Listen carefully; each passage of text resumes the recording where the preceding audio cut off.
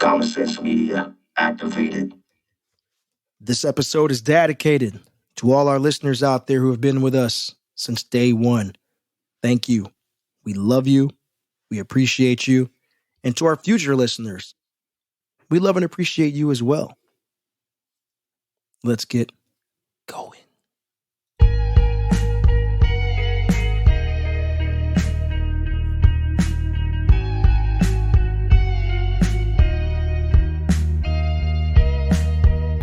You are now entering Dad Mode, a podcast with a dad's eye view, and we are your hosts, the friendly, neighborhood, amazing dad, Rich, and I am the Papa of Steel, Edge James.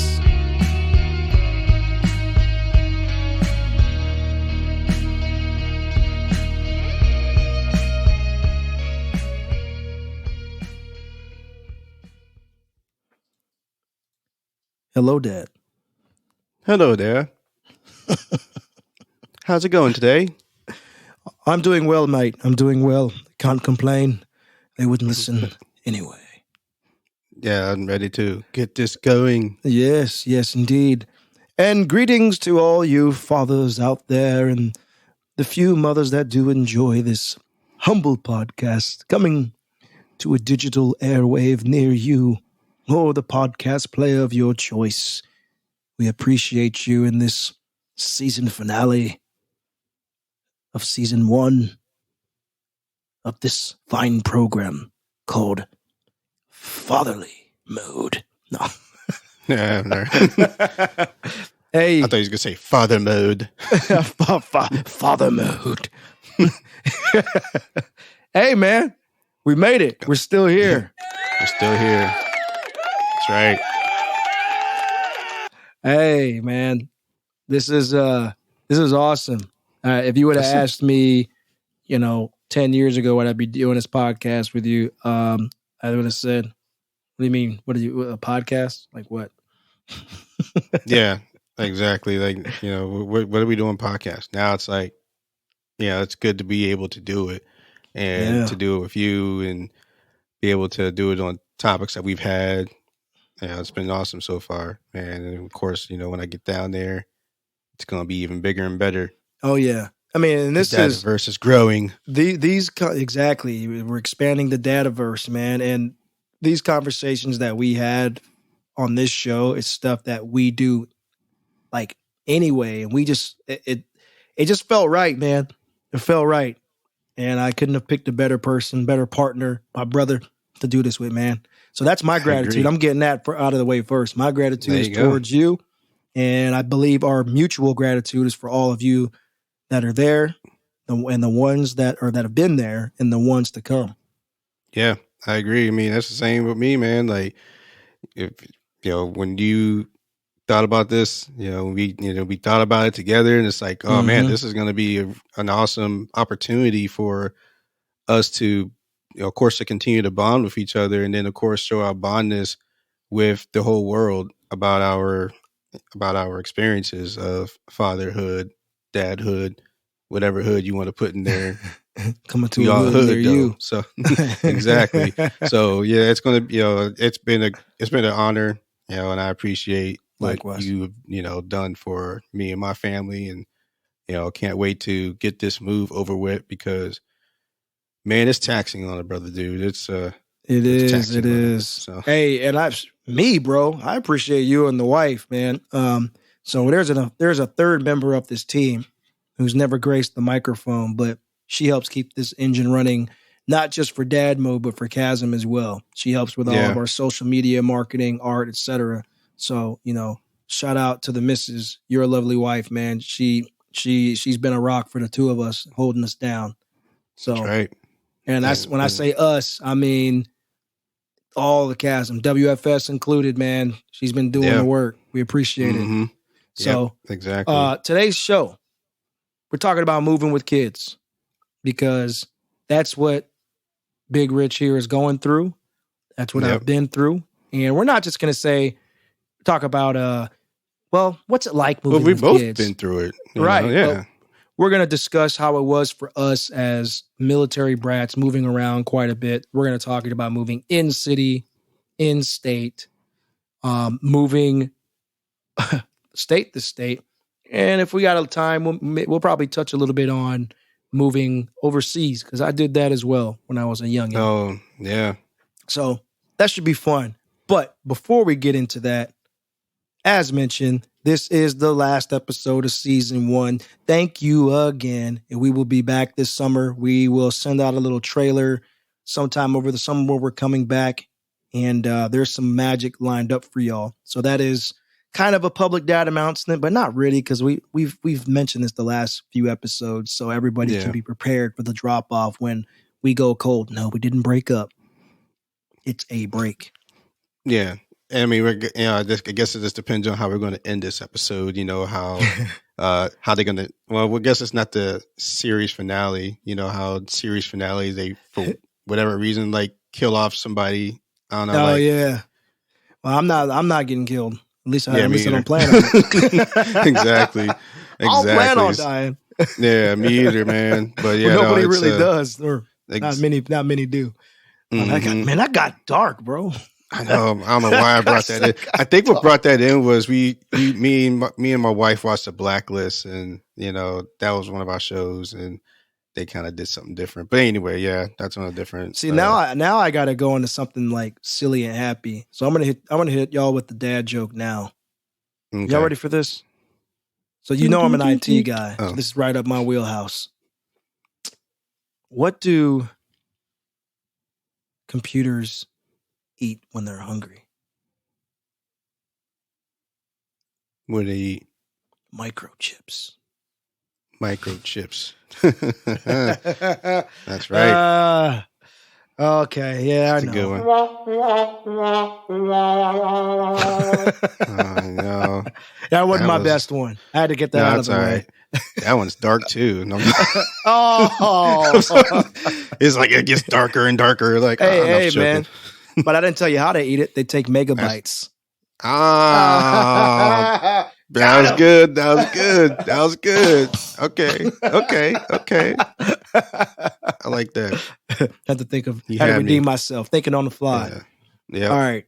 So before we get into moving, as fathers and sports fans, no, we're not going to follow up about Bronny. We're not talking about that. That was last episode. However, it is in the realm of basketball. We're going to talk about briefly the Porter brothers. Michael Porter of the championship Denver Nuggets, his younger brothers, Jontay and Coban. Now, why are we talking about these guys as parents? Well, because we were discussing the sentencing of one Coban and the NBA ban on Jontay, which we'll give you the details here momentarily because context matters.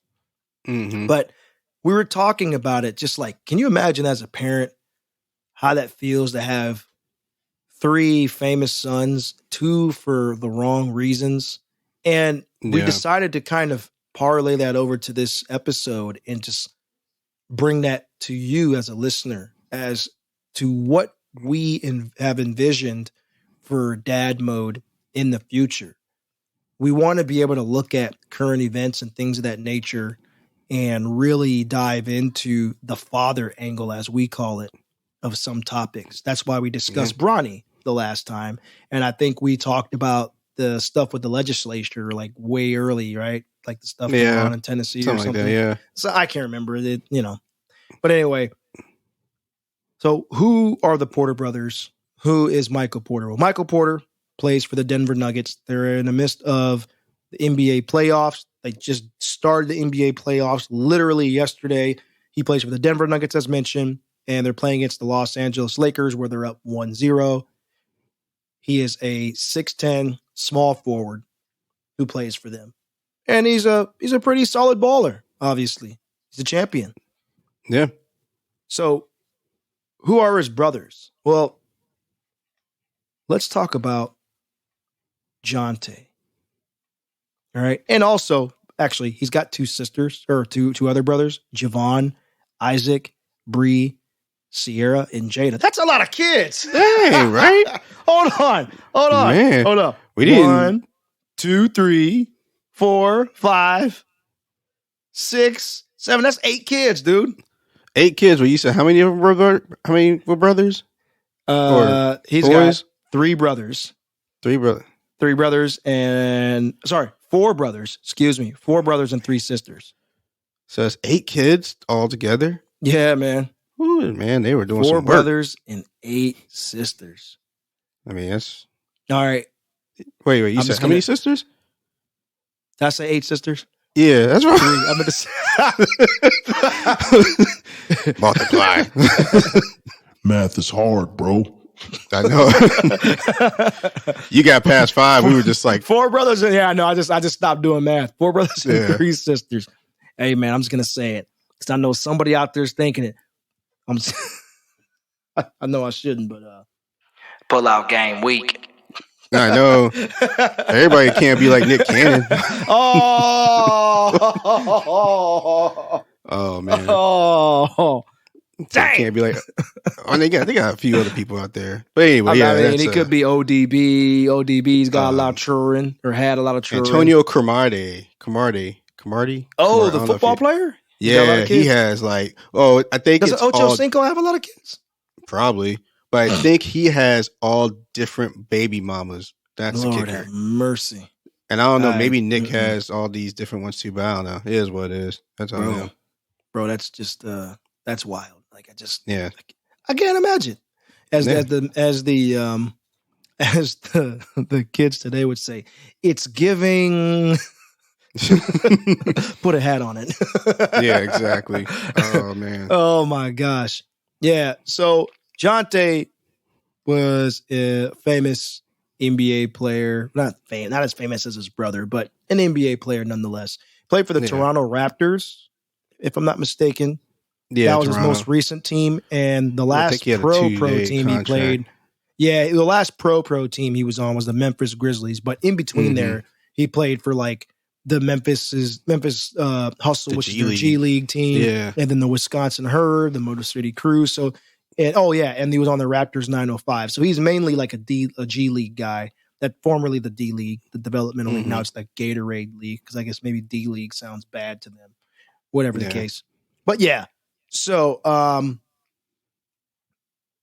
he was banned from the NBA for violating the league's gambling rules, which the dude was, what was he, betting on himself to lose? Right? Betting on the team to lose. Betting on the team to lose. That's what it was. Betting on the team to lose. And I mean, just basically throwing games. And they started to kind of like catch wind of some of the activity. And I'm going to read this just real quick. There's a lot of paragraphs. I'm going to kind of summarize it, but I'll give you at least the first paragraph. And this is straight from NBA Communications. The NBA announced today that Jontay Porter, a two-way player recently under contract with the Toronto Raptors, has been banned from the NBA. A league investigation found that Porter violated league rules by disclosing confidential information to sports bettors, limiting his own participation in one or more games for betting purposes, and betting on NBA games. Dang. He messed up. That dude disclosed information about his health status to somebody who was known to be an NBA bettor. NBA bettor. Yeah. And then this person, like this other person that he talked with, put an 80 grand parlay on one of the games, bro, to win 1.1 million. To go from 80 grand to 1.1 million. That's a lot of money. That's a lot of bread. I mean, 80 grand's a lot of bread to bet. Yeah. And then to go from what, 5 figures to what, 7 figures? Yeah. I mean, come on, man. You just skipped a whole other class of numbers there. Yeah. So first of all, let's stop there for just a moment and say one word and one word only from my side. And I'll give you one word. Let's challenge ourselves. My one word is idiot. Yeah. Yeah. Idiot. But I mean, I'm not going to use that. But yeah, I got a different word. What you got? And it could be um, yeah, maybe it's 2 words, but Go for it. like misinformed. And I Oh, only say that's that, one word. That's one yeah, word. and so I say that because maybe people don't, like if he's not playing, or I don't know, like I don't know to know the guts of it, but a lot of people, like you would think, oh, if I'm not playing in the game, then maybe I can bet on the game. I don't know. Like, Yeah. it's just interesting. This, um, yeah, it's, like, yeah, but I mean, that may not even be the word, because he probably knew about it. He just got caught and that was it. I mean, there's a lot of people that do that when they bet. I mean, and now it's like betting it's interesting that It's there's a legal lot now. of, yeah, it's legal. And so it's like everywhere, from ESPN bet to FanDuel or whatever. And it's like, I don't know. I mean, I don't know about It's FanDuel. What was the other one? DraftKings, right? DraftKings. I mean, they're not like gambling, like, like with bookies or something, but just, yeah, it's just interesting that it's like a big thing now to where maybe it's something that they thought they could do, but then they didn't read the contract or something, or didn't read the handbook. The So a employee couple handbook. pieces of information on this cat real quick. He left with only 3 minutes, like only 3 minutes into a game. The dude placed bets online. He said he had fallen ill, by the way. Yeah. He had placed bets, 13 bets to be exact, that ranged from like $15 to $22,000. Yeah. On some of these games. And then the game on March 20th was brought to the NBA's attention by a sports betting organization. So that's what got him one bonus word, busted. Yeah. Busted. Right? Busted.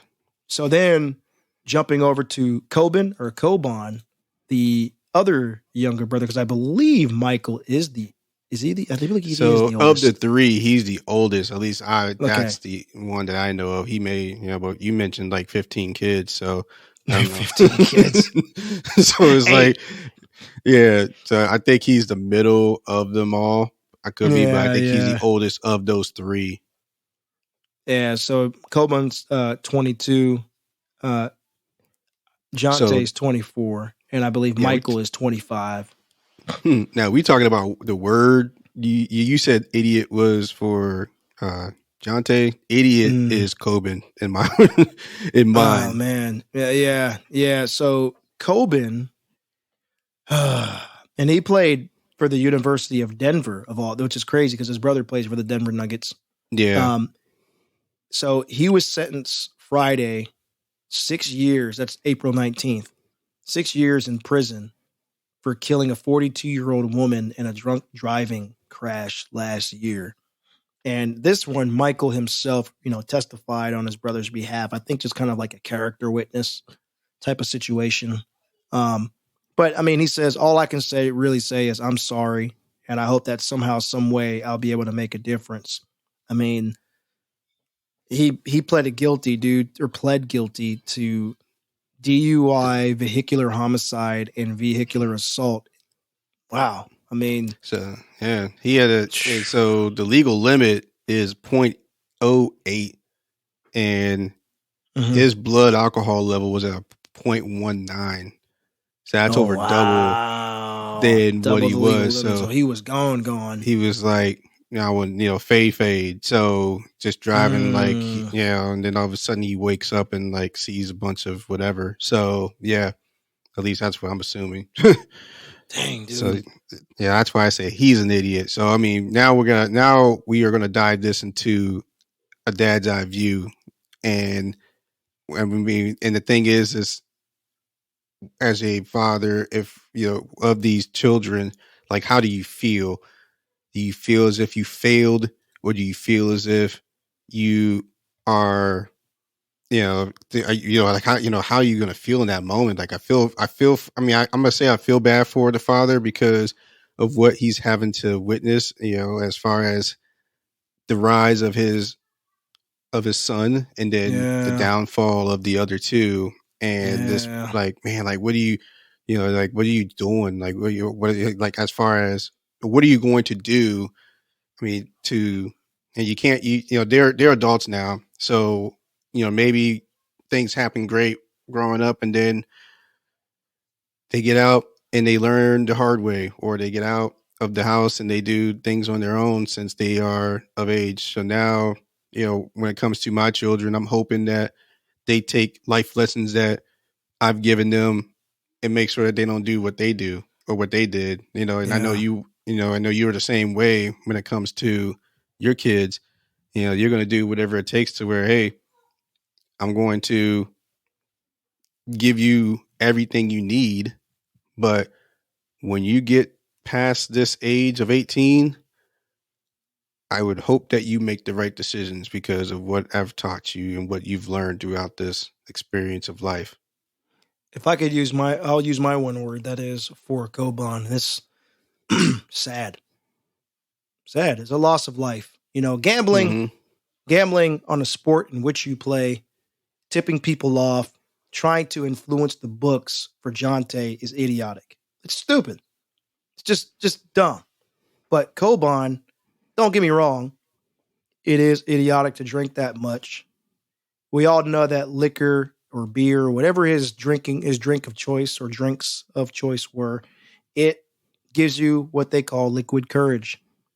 I'll be fine. I'll be fine. Chug, chug, chug, chug, chug, chug. Now I'm going to go jump behind the wheel. Why? I feel like Superman. I'm feeling untouchable. I can drive. I do this all the time, or I've done this before. I'll be fine. I don't want to pay for an Uber. Right. And it's like, hey, man, your brother is a multimillionaire. If you, at the very least, call your brother. Hey, man, I can't. If you don't have the money, hey, bro, I'm really hammered and I don't have money. Can you just pay for an Uber so I can get home? And I think the whole family's in Colorado, if I'm not mistaken. Didn't he go to college at least? Yes, he went to. So Coban went to Denver. I'm talking about Michael though. I don't know what college Michael went to. Yeah, I'll double check on that. But yeah, I mean, still he has. That. I'm not 100% sure. And so that's the thing is like you mentioned, he has that support system there that he could have easily done. So yeah, it's sad that this had to happen to him. But it's idiotic to where he is an adult, to where he knows that that drinking is not good, especially when you're driving impaired. That's something that you learn. You don't even have to learn that from your dad or from your family. No, I'm assuming that you're learning that in school. You're learning that from from everybody that's around your corner. You just so it's just interesting. He went to Mizzou, by the way. Missouri. Okay. Yeah, he's a Tiger. Man. So, yeah, man, that's just, it's sad. It's sad. It's for both. One word, disappointing or disappointment is how you feel. As Michael Porter's pops probably feels and his parents feel, highly disappointed because you don't want your children to make these mistakes. You've raised them, or most, I would say, have raised them to not make these kinds of mistakes. And I look at one slightly more egregious, definitely one more egregious at the end of the drinking and the driving, because he could, not only did he kill somebody else, he could have killed himself. Yeah. In those situations, it rarely happens. It ends up being the person you hit who gets killed versus the drunk driver. Yeah. That, you know what I mean? True. And so as a father, I look at this and I hope there is a way for me to teach my child in this situation, be there, support them, encourage them. And that's something I read in the article too. Just one of the articles discussing the situation. Family members on both sides asked him to use this situation to educate others on what's going on out there. Or educate others on this type of situation and what it can lead to, because now they have a loss of a family member, that person they can never get back. Yeah. This guy loses time and freedom temporarily. This person loses their life. It's not the same. Yeah. Jontay Porter is the kind of is in the situation where he can go work somewhere else. Now that's one heck of a stain on your resume. Yeah. Because now you're running into character and integrity issues. Yeah, ain't nobody gonna want to hire you because of that.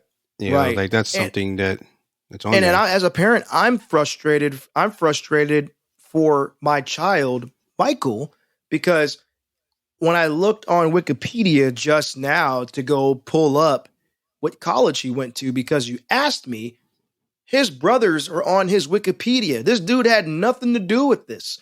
So now the legacy of Michael Porter is tied to these two bumbling idiots in his family. And that's Yeah, not fair. And then that's not fair. Yeah, as I being agree. Michael Porter Jr. or Michael Porter Sr., it's like you go to the store. Oh yeah, your kid's that one. Yeah, that's it's embarrassing. It's Yeah, embarrassing, and it's going to take a long time. Like the gambling thing is going to end up being a long running joke in sports yeah, circles.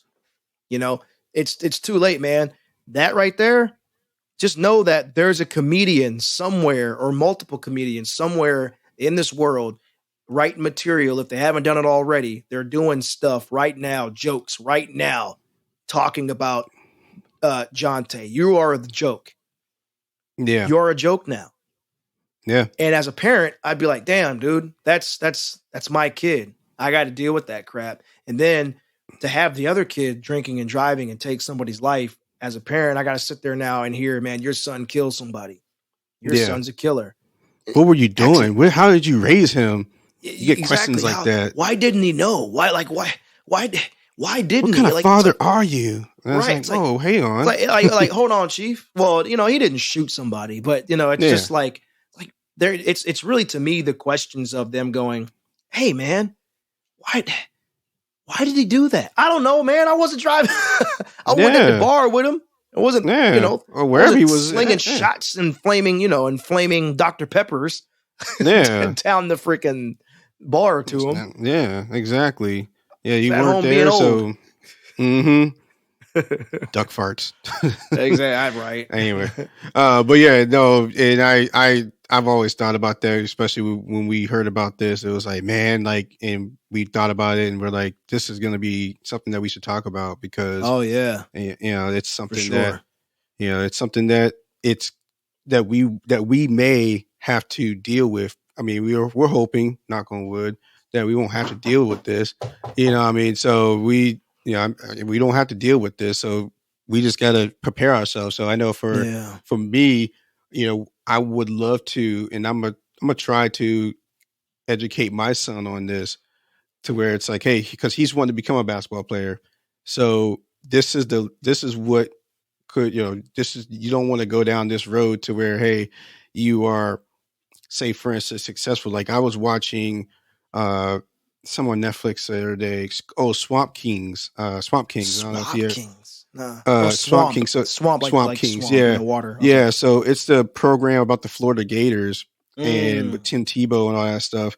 When 2007, 2006, something like that, when they won a title, and all these kids, like, they won a title and they're out there drinking, smoking, partying up, and all these things, and it's like you got Tim Tebow over here being a good kid. Like, hey, I know what's right. My parents taught me well, or I know what's right and what's wrong, and I'm here in the gym doing these things, and I want to make sure that my kid understands like this is not good. So when you are getting big headed into your life, because you're going to get big headed, especially when if you're a successful ball player, then uh you're going to make some dumb decisions. Don't go down right. this road. Right. Like, don't do this. Don't do that. And I think I'm gonna make sure I do that, so that for both my kids, because it's not just my son and my daughter. Not just my son, it's both my kids, my son and daughter, that they can learn from. And I know it's easy for us to sit here and say, "Oh, I would never," and I've never, and I can't believe that. I've lived the tale. I've had nights where I've drank more than I should have in my younger days, and Mm-hmm. I thank God that I'm here Yeah. because I've had nights where I don't remember coming home, and I don't say this because I condone that behavior. I don't drink like that at all anymore. I just don't enjoy that, and I don't really honestly don't have time to even really drink because we're just Yeah. so busy. And I'm barely grateful. drink water. Bro, I mean, that's pretty much it. Water, coffee, and tea.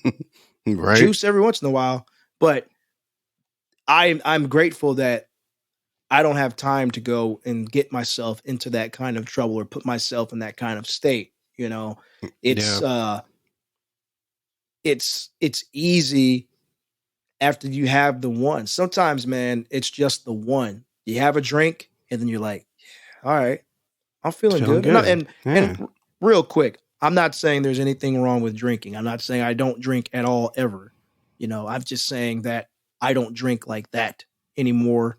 Mm-hmm. Nowhere close. I rarely drink these days, like rarely. Yeah. But having the experience doing it, I understand how easy it is to have one.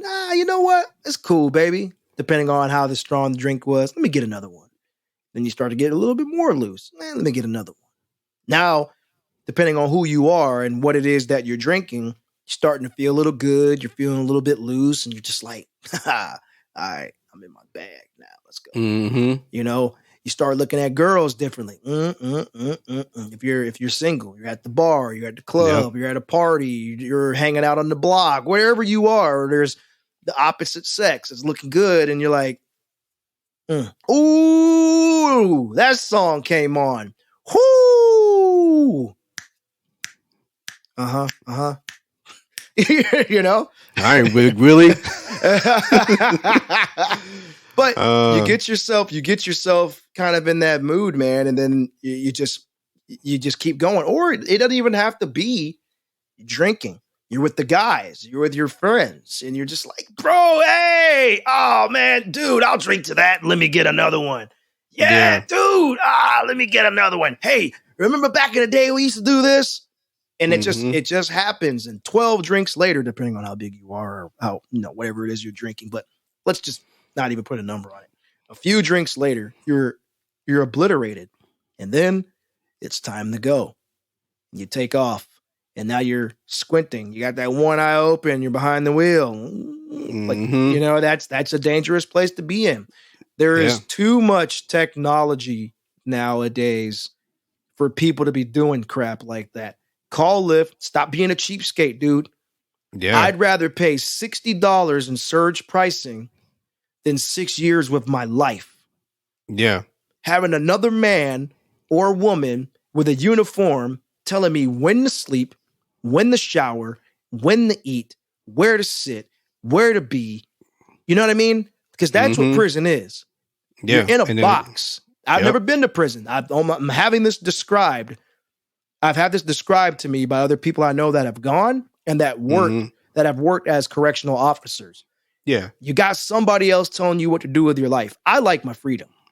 Yeah.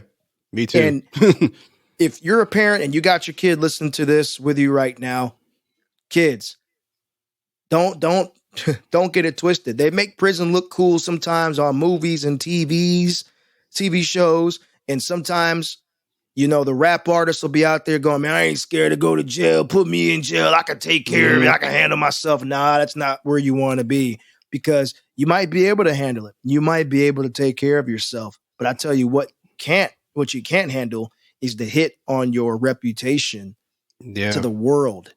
Yeah. You try to go get a job, especially if you're a felon, because this drinking and driving stuff, it's a felony for this guy. I don't even think you're going to be able to get a job. Like you may get a job, but I mean, you're going to be like the very last resort, and they probably hire a bum off the street before they hire you. Well, I believe with felonies, you lose rights to like own guns and vote and all kinds of stuff like that. Yeah. I don't know if it's depending on the offense. Somebody out there write the show and let us know, because I ain't looking that up. It's time to move on. Yeah, I hear you. Let's do this. Yeah, I mean, I will say one other thing before we go to the next thing. Sure. Educate. This is like the one thing I've preached this season is to educate, and use your resources, man. Like educate your kids, educate your family on anything that is in current events that are going on right now. So we mentioned this topic or this story. I would love to make sure. I would love for all the listeners that are listening to make sure that they're educating their families on this particular story. Please educate yourselves, and please make smarter choices. I used to make fun of my son's daycare teacher. She'd be like, I just want him to make smarter choices. And I was like, what kind of new age hippie stuff is that? Now I'm like, all right, I kind of get it, man. Make smarter choices. Do better. Do better. So one choice that we need to figure out is when it comes to moving, do you take everything or do you take a little bit of everything? I think that depends on what you have and where you're going. Yeah. That's really honestly a great question. What do you take? Yeah, what do you take? How do you prepare your kiddos? Yeah. How do you prepare yourself? Before we Definitely hop into the kid part of this, let's talk about moving that we did as kids versus having them. Do you remember those days? You remember what it was like when you were a military brat and it was time to go city to city, base to base? Yeah. And this is the one experience that I had was when we were moving from city to city. My parents dropped us off, or at least not dropped us off, but they put us in my aunt's care at a certain point in our earlier life when they were doing all the moving. So while we were moving from Kentucky to Alaska after my dad retired, or even before then, my parents would have me and my older sister, live with my aunt that lived in Washington State. So that was one of the things that I know, so where we weren't a part of picking up the boxes and moving it. It was more like, cool, we're having fun at the water park that we're at while they're having to do all that. While they're doing the grunt work. Yeah, so heard. So now we're going to be in that situation to where my kids are 14 and 11. Where to be, I'm not, they'll move some boxes, but that's going to be more micromanaging. So that's what we're going to ship them back down there when they, and then we're going to do a lot of that stuff here. But when I was, moving from, we weren't moving. We were so little that we didn't understand like the moving process compared to almost 40 years later of us moving. It's like, okay, oh man, this is a lot of stuff. So moving back then, of course, we didn't have a lot compared to now. So just moving, things were cheaper back then too. So, and shipping costs and things like that. And, you ain't got, so it's just that you gotta, and what we did was, if I'm trying to remember right, because my memory's all kinds of bad. That's what happens when you get older. And like just, like moving from Kentucky to Alaska, that was, a major move for us because that was my dad. Man, you're going over a whole other country in the process. Yeah, exactly. And then of course in interstate, we went from what's that state? We went from Georgia back to Alaska. So we've had a lot of different instances of going to Alaska. So of course, we've had military moving to where I think they had helpers move us to where they all right, ship everything for you. The benefits of being in the military, at least I assume that they will move you, they will take care of everything. I'm not saying not advocating going to military so you can get better moving expenditures. I'm just saying that, hey, when you are moving, when you're thinking about moving, like look at what you have and what you what you got and what you want and what you want to take and what means a lot, what doesn't. I mean, and at least with me, I've never moved out of the country like you did. So I'm trying to remember. Were you like a young kid? I was 9 or 10. It was 4th grade or right after 4th grade. It was like 3rd. I'm trying to remember. I was about a preteen age. Let's just put it like that. I was around preteen age. I want to say I was 10. Yeah. I had to have been 10. So I was about preteen age. Anything before 14, 15 is kind of flashes of memory as far as what I did specifically to move. Good. I thought I was the only one, man. No, this is just specifics. I remember like the major stuff, right? But as far as preparation goes, I do remember my mom saying, "Hey, get some of your favorite stuff and put that aside that you want to keep." or that you want to take with you that we can fit in the car or in a backpack or whatever, right? So I might have, I think, a Nintendo at the time, something like that I would take. Mm-hmm. Or I would have some toys and some books, a Walkman. You know what I'm saying? Yeah. I'd have something like G.I. that. Joe. I've had I don't have very many G.I. Joes, but yeah, No, toys. I think you're Teenage Mutant Turtles. I was more of a Ninja Turtles kid, absolutely. Yeah. So I'd have those and all kinds of other action figures that I would take with me as my part of my haul. Not all of them, because I had a big football. I don't know if you remember that little Tykes football toy box. I had that. Oh, okay. I used to hide in that thing. But anyway, so throw all the toys and that stuff, and then mom and dad would get me out of the way, but just like you. But it was very rare that I went to go visit somebody else just for a move.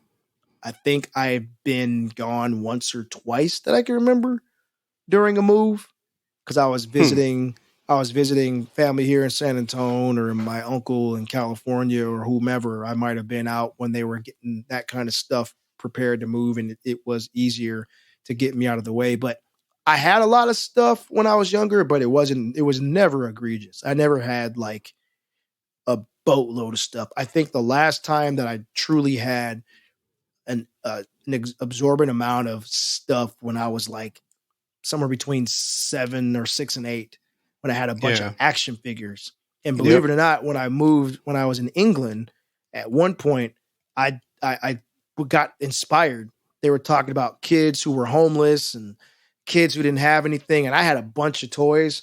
And at 11 years old, I said, you know what? I'm getting rid of all this stuff. And my mom was shocked. She was like, what are you doing? I said, I want to get rid of it. I want to give it to kids who don't have toys. I want to give them the stuff. I don't need this. It's just stuff. And then when I got older and I moved around place to place, I started really getting rid of things. I started kind of keeping the stuff that was just the greatest hits, my favorite movies, my favorite CDs, some toys and gear from that I had when I was a kid. I still have a doll downstairs, my little stuffed animal bear I've had since I was a baby. It's downstairs in my closet, sitting on a shelf. Man, you still got that? Yeah, I still have that. Yeah, I still have that. It's had surgery a few times. Yeah. But I still have that, because I've had that since I was a baby. So that is really the only thing I can think of that I still have that has made every move, is that bear. Man, I think the only thing I've ever had was my very first braid that my mom cut and put into, like cornrow, and she took it and cut it and put it inside of a photo album. And I think I still got that. And I tell you what else I had. Two other things I had for an extremely long time. I got rid of my dresser that I had since I was about 11 or 12. It was a Kathy Ireland dresser that we had in England, and every kid has used it. Every kid has had that dresser at some point in this house. It was our dresser when my wife and I were boyfriend and girlfriend and living with each other. Or excuse me, we were engaged and living with each other. Technically boyfriend and girlfriend, I guess. But I've had that thing a super long time, and we finally got rid of it just this year. Or maybe late last year. Yeah, it was late last year. We just got rid of that thing to give my younger daughter a new bedroom set. She needed it. Yeah. So when I got older and I became a teenager, that's when I really started getting better at picking the things that I didn't need anymore. You mentioned getting rid of everything. That is a great strategy to make life easier. It's not always that easy to do, because as I became an adult and I moved, so I got in trouble a few times when I was younger. Mom would kick me out of the house, and I got better at just making sure everything I needed could fit in a Rubbermaid bin and go in the back of my old Pontiac Vibe. I think you remember that. Remember, I used to date that one girl, and I was like, "Hey, I'm staying at my girlfriend's house." Man, yeah, that happened a couple times. So I was like, all right, everything I need can fit in these Rubbermaid bins, and I can move out of my house. Yeah. And that spirit kind of went with me, and especially my wife, as we moved around, because when we moved in city and in this region quite a bit, over the span of a decade or so. And so we just got really good at, as being military children, military brats, just packing your things, poop, poop, poop, and moving on. Yep. All right, next place, next place, next Yep. place. We never had movers. You never had movers, huh? We never Yeah. had movers when my wife and I would move. And then when I moved, okay. yeah. I'll tell you something about when I was then. No, way back then we did have movers. But yeah, I'm talking about when it came to she and I, never had movers. Yeah. And so that's what I was gonna say. Like we're at that point where I think that's the route that we may go. Because anytime within state, we've never hired movers. We've done it ourselves because I mean, we were too at the time younger people to where we can lift things together, or we have a village. In city or in city? In city, right? Yeah, in city, yeah. So from here to up the street where we moved to, we didn't get movers. We just got a U-Haul and just packed that thing, and then just moved up the road wherever where the house was. So I mean, when you're in the city, you don't need to have all that. But when you're like moving from state to state, I mean, I don't know, like that's something. Yeah, that's different. Now, what we did, that's moving with children to prepare them, or what we did when we moved into the house we're in now, we got a U-Haul and moved all the small things we could, put some things in storage, clothes, etc. Went to secure boxes. We put them in bins, and then we tape them so they'd stay shut. Moved all that stuff. When we hired movers, we said, you're only taking the big things and the stuff in the shed. Yeah. Yeah. That's it.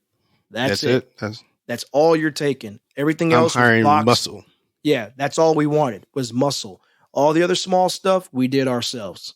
Yeah. So when we moved into this house, they dropped all the big stuff off and we're like, cool, let's paint the house now. We got the house painted, and then we started moving things around. Yeah. Okay, this can go in here. This can go in here. Yep, that. And it made life so simple, man. It made it so simple. Now, what are you doing to help your children prepare for the move? Helping them prepare for the move is trying to get them to realize that it is happening, and getting them to realize that, where we're going. Because it's not as if we're going up the road and going from a district to a district. We're going from another state to another state. So preparing them, just saying, okay, guess what? You're going to have a different set of friends. Guess what? You're going to have a different set of opportunities that you could have down there compared to where you are at the moment. So just, of course, at the moment, we mentioned it.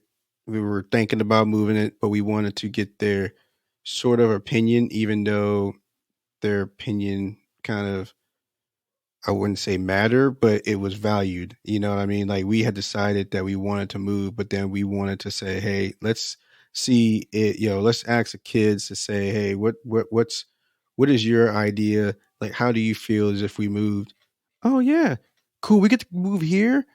Oh man, it's gonna get summer every single day. Or it's like, well, I mean, there's some pros and there's some cons to moving from this place to that place. So we explained those things to them.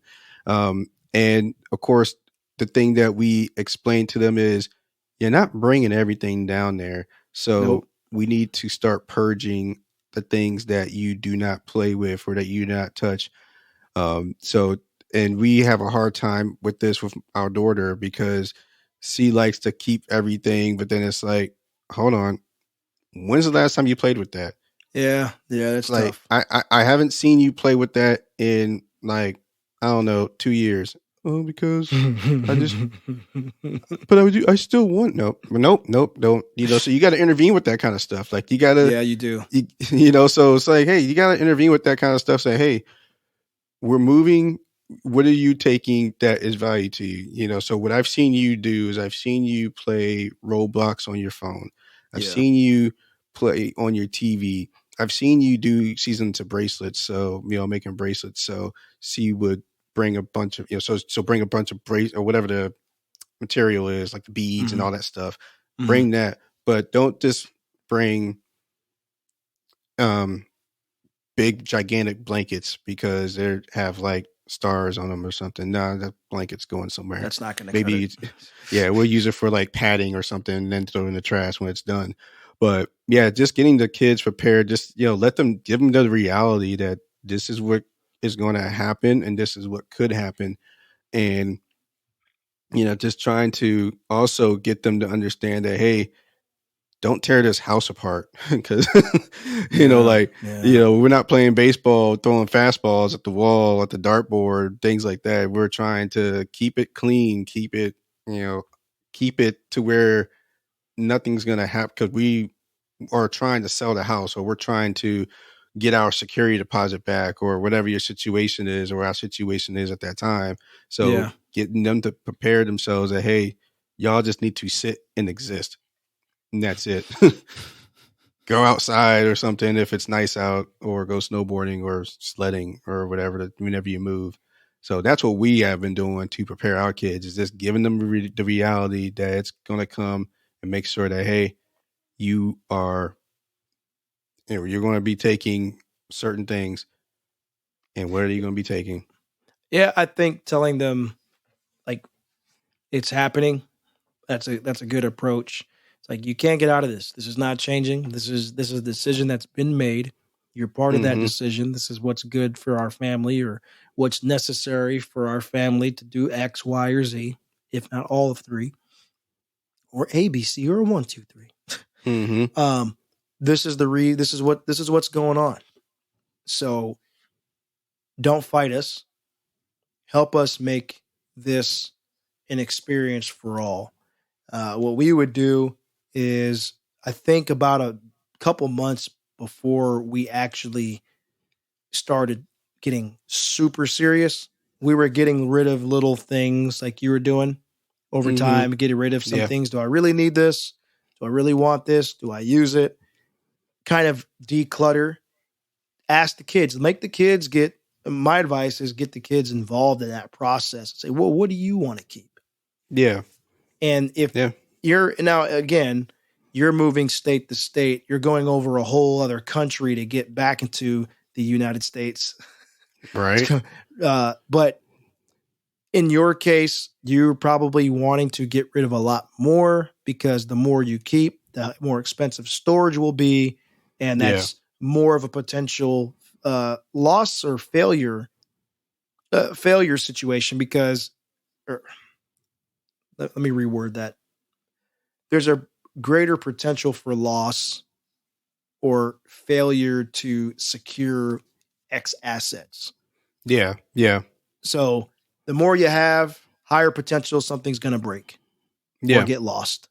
Yep. That's basically what I'm trying to say for people who are, why is he wording it so weirdly? That's what I mean. I'm going corporate speak on you. So reducing that overhead, reducing the amount of things that you have, keeps things nice and tight, less inventory for you as a parent or as a mover. So I think that's great. Take time to make fun for them, because I don't know how it is for you. You guys aren't looking for a house. So in our situation with the kids, not only were we having to move a house or prepare a house to be sold, we were also spending a lot of time on the weekends or certain days of the week driving and looking at houses. Yeah. And then leaving our house and showing our house. So that takes a lot of time. It's taxing. It's boring to kids. They get excited for a little bit. They're like, oh, cool, we're going to go look at houses. But after the 15th house, your children are like, so I'm tired of looking at houses, man. Can I just go play? Oh, I know. My kids didn't have a Nintendo Switch or anything like that. They had tablets, but they were we weren't really taking them. So they would read books a little bit. They might play on a tablet a little bit, depending on where we were going. But a lot of times they were bored. But we wanted them to be active and say, hey, if we bought this house, what do you think you would want to be your room? Do you like rooms that are laid out like this? That's what we do. We'd say, hey, do you like, I would bring my oldest, because my oldest is more well, she's more mature. So Mm-hmm. by nature of age and etc. So I would say to her, hey, what do you think about this? Do you think that would be a cool room? Do you like that this has this kind of window? Oh, look at this Yeah. closet. I'm like, that might be kind of cool. And she'd be like, Yeah. yeah. Or other days she'd be like, whatever. And then I would rotate to all the kids. And my youngest at the time, he was 2, so he didn't have much of a say. Yeah. He would just run around. Oh yeah. What can I do? What can I get into? Yeah, that's cool. That's cool. So for him, it's whatever. It was really about the other 2 trying to get them to give some sort of opinion and make them feel like they're a part of the process. Mm-hmm. So I think the decision making for them, and it's not really a decision, but just kind of a little bit of a say, right? Just like letting us know their preferences. I think that's important when you have children to do that. Yeah, you gotta involve them, in some degree. Absolutely. And that's something that we had done before, like as far as moved from place to place up here, taking them to places that were only available that we were able to do in their means. Because you don't want to give them false hope for something like if you take them to a mansion thinking that look at this house, and then I know so you just make sure when you're taking them to some place that has a little bit of reality feel to it, not just giving them false hope on. I thought you were going to get that house that was 1.2 million. Like, I was just window shopping. I mean, and I would also say, kind of to avoid that, manage expectations with the kids and say, this is what mom and dad are going to do. This is what we're doing today. This is the process. Yep. Mom and dad are going to go look at 5 houses in this area and take breaks. Take breaks to have fun. I think I already mentioned that. But then stress, de-stress. Yep. Take a break to just sit down for a moment. Don't burn yourself out. Not just with the looking for a home, but with getting everything prepared. Sometimes you just have to say, all right, I've been going hard. Like there was a one point when I moved from the other side of town to this side, back to this side, to get in this house. There was one point where I was doing something every day for weeks straight. I lost a lot of weight. Yeah, I lost a lot of weight, dude, just because I would constantly be moving. Like I would lift weights one day a week because I was so busy. I'm like, I got to do it at least once. But I dropped nearly 10 pounds. No, I think it was like 8 pounds, like 7 or 8 pounds. But I dropped weight because I just constantly kept going back and forth, lifting, packing, moving. And I wasn't eating like I normally would either because my brain was telling me, keep going. Yeah. And my wife did a great job of just saying, all right, you know what? Not today, Satan. You're not going to get me today. I'm just going to chill out and I'm going to do some small stuff around the house that we were currently living at. And I'd be like, this house. So we'd come here. She would just do some small things here, but I'd be like, okay, I'm here. I'm shooting back. She's like, just do it tomorrow. Nope. Doing it today. Yeah. Doing it today. And I just kept going. And then I would go do some stuff at the old house and I'd come back here. And I was doing that again almost every day, spending a lot of time and gas. Gas money. Woo, and that's a 40-minute drive, man. Mm-hmm. So just doing that burns you out. So don't burn yourself out. That's my dad tip in this whole moving thing is plan effectively, plan accordingly, and don't burn yourself out because you think it's just moving. I'm excited. I mean, I'm just moving. I'm excited. It's exciting to buy a house. There's excitement around owning a new home, but the process of getting there and selling an old home, if you're selling one, or if you're a renter, cleaning up, making the house or the apartment that you're in ready, getting that all ready for the next tenant. That's such a nightmare because they're gonna nitpick anything and everything to not give you your deposit back. We got screwed. We got royally screwed on one house, and I was just like, no, dude. No, dude. You're really? Man, so you didn't get your deposit? No, we told him. See, I said that's this stupid. house. I said this house looks better than when we moved in it. Are you kidding? It was a whole ordeal. They're probably like, oh, you didn't plug in all the holes from the picture frames. It's like, yeah. Well, when we plastered some stuff because we'd put whole pictures up and all kinds of things, and we painted. Yeah, it was stupid, man. It was just really stupid. So anyway, discuss the move with your kids. Get them involved. Try to take breaks. Remember to have fun. And do not overwhelm yourself. Plan accordingly. Those are my things. I wanted to know if there's anything else in there that you felt we missed. So get rid of everything is what you said. Yeah, that's what I was going to say. Get rid of everything. Get rid of it all. It's all got to go. Yeah, exactly. Yeah, I mean, I agree with everything you said. And, just to piggyback on it, just prepare yourselves. I know for me, I'm the type of person that will throw everything in a box and put it in the truck and go. So then when I get it, then it's like, where's that box at? What did I do? I know my coworker gave me a tip, and I think he heard of it or saw it online, where he did like a spreadsheet to where he put and sort of like itemized everything inside of each tote and then put it inside, to where, okay, tote A, and then wrote on the tote 1 or 2 and then kind of did a spreadsheet. So I think I'm going to do that to a bit, to where when it comes to, because a lot of this stuff could be in storage or it may not be in storage or it could be lost, especially for insurance purposes, so say for instance, if you don't get insurance for your stuff, then the stuff is gone, then get insurance. Shoulder shrug. Yes. So That's if you get if you get insurance, then you want to make sure you jot everything down and get everything that you are taking and itemize it just so that you know what you have and what you're taking. And it's just of course, well before the move, prepare before then, like as far as think about what you're doing when you're moving. Like, okay, like, do you think this is the right move?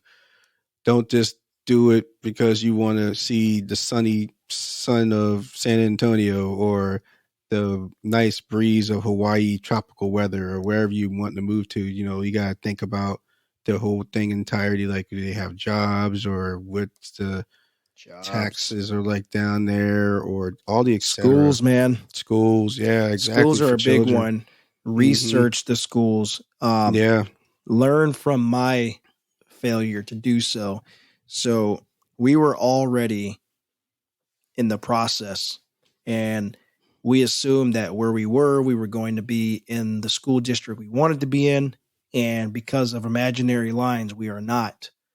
So our kids go to a charter school because we're not big fans of the junior high that's associated with this school district. Plus, it's so far.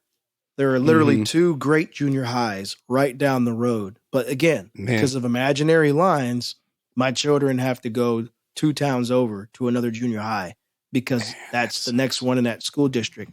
And now they're building a junior high in my backyard. They're building a junior high in my neighborhood. So, needless to say, it's going to be time to move again. But that's just another tip for parents. Research the schools to make sure you're in the district or a district that you can deal with or you prefer to be in, because that does make the world of a difference. We fell in love with the house and didn't think about the district, and so that's something that we will have to learn from. I mean, even when we lived at the old house, the other school district was even worse. And that's what got them going to the charter school. We assumed when we got over here, we were going to be in the Northeast district, and we aren't. So I'm not going to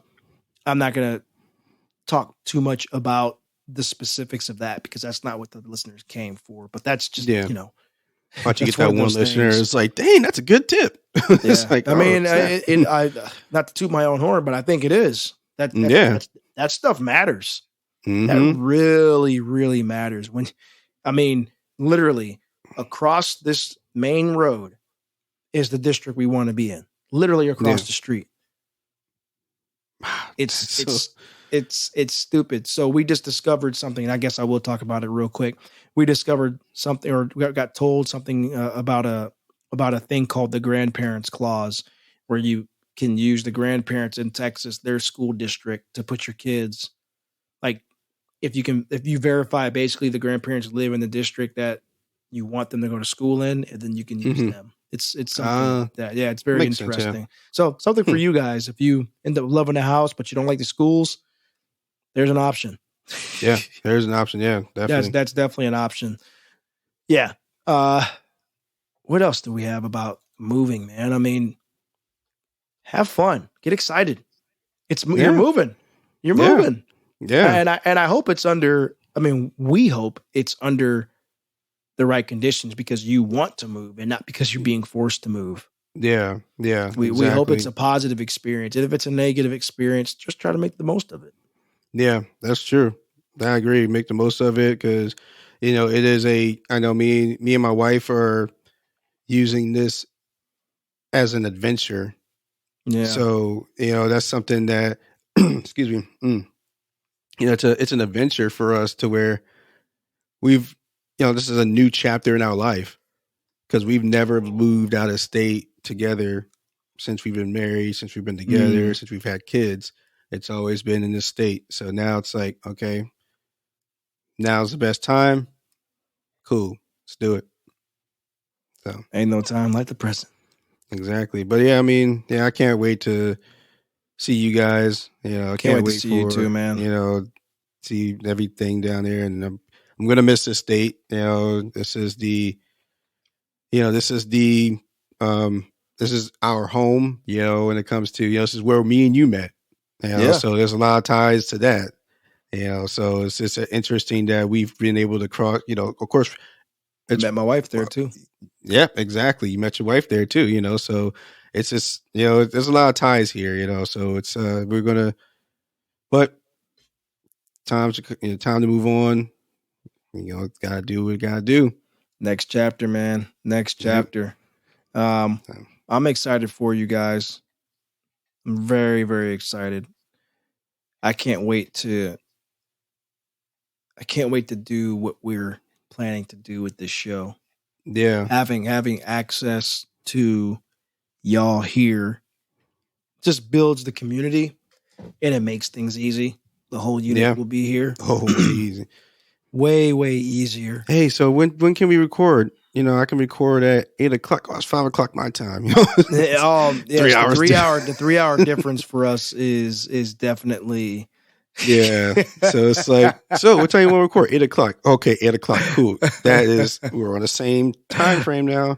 It's just going to wherever we're going to go to record. So like, whose house are we going to? Yeah, exactly. So that's easy.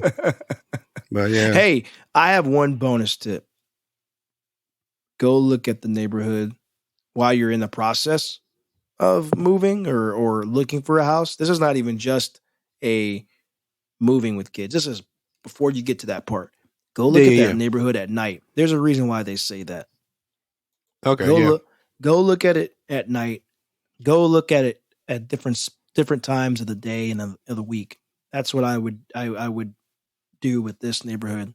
Now, it was tough because it's a gated community, so I didn't have the code. Oh, you didn't have the code? So I would have to tailgate somebody to get into where I live now, which I'm sure I was a little sus. But if you're not in that situation, drive around, go look, go scope the area. Be like, man, I think I dig this. We looked at, I believe, 4 houses, not on purpose. 4 houses where we live. I think it was 4 before we had this one. There was one that I really wanted to live at in this neighborhood. I was in a cul-de-sac, but we ended up getting this house, and I couldn't be happier. But yeah, go scope the neighborhood at different times of the day and the week. See what traffic. If you have that luxury, see what traffic is like. see what the activity is at night and go, I don't know about that. Yeah, It looks yeah. great during the day, but man, it gets a little shady around these parts. And I know the Zillow, or maybe I forgot how do you research this, but looking for sex offenders.